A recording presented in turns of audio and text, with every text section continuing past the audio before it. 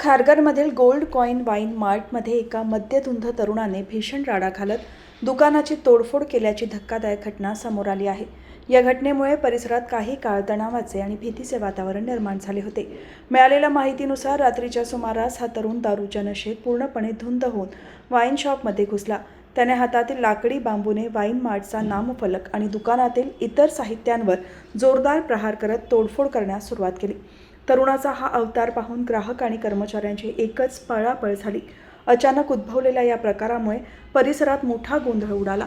परिस्थिती हाताबाहेर जात असल्याचे पाहून उपस्थित स्थानिक नागरिकांनी धाडस दाखवले आणि संबंधित तरुणाला पकडून चांगलाच चोप दिला। नागरिकांनी त्याला जागीच ताब्यात घेऊन घटनेची माहिती खारघर पोलीस ठाण्याला दिली। माहिती मिळताच पोलिसांनी तातडीने घटनास्थळी धाव घेत या मद्यधुंद तरुणाला आपल्या ताब्यात घेतले।